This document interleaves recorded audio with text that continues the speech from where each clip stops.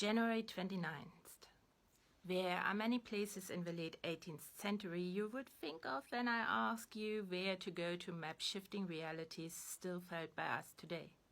Jena might not be on this list. I'm not even sure you've ever heard of Jena, a small town south of Berlin.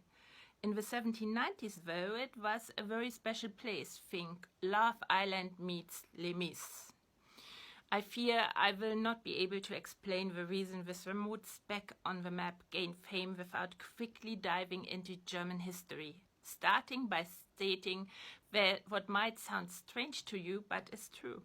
Germany didn't yet exist in the 1970s. What would become Germany in 1871 was then still a rag of independent shires, duchies, and kingdoms with three cities thrown into the mix.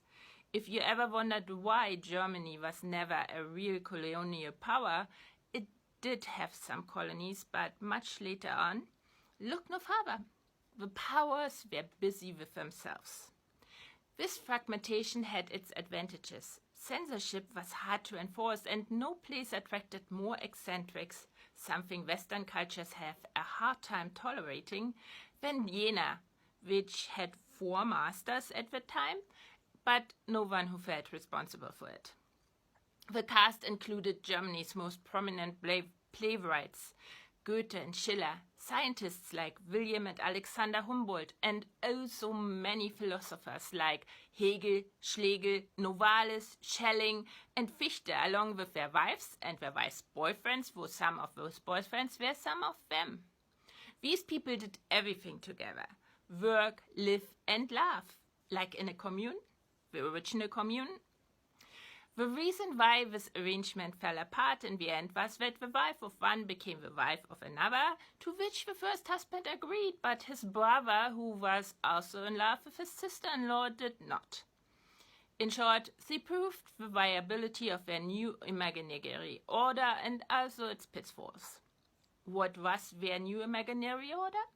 To say it with Fichte, the self posts its own beam, meaning the self brings itself into reality, and not just that, it also creates the external world, at least in our minds. Et voilà, we end up with free will and self-determination.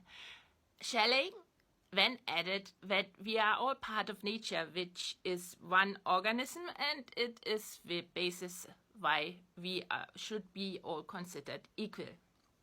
We might not forget that this was all developed at a time when most people still believed that the world was based on divine and absolute truth, called natural laws, which we can understand but not change.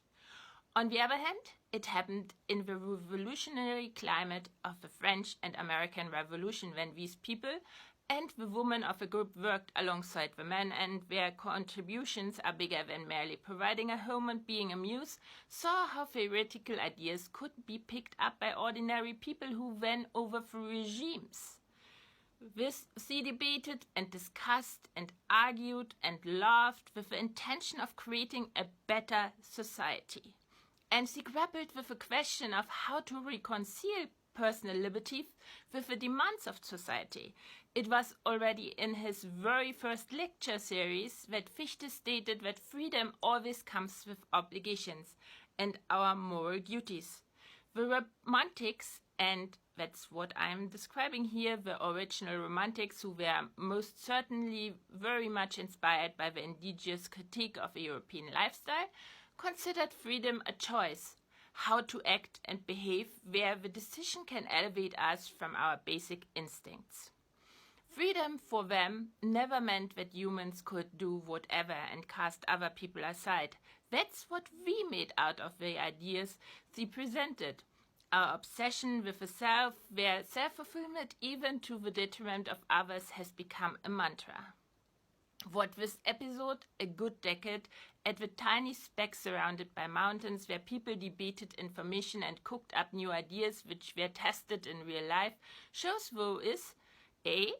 Our reality is determined by imaginary orders created by humans, not dictated by nature, and B. We can change our reality dramatically by thinking. So make a habit of it. think. Thank you for listening. Make my day by thinking with me in the comments, liking and sharing.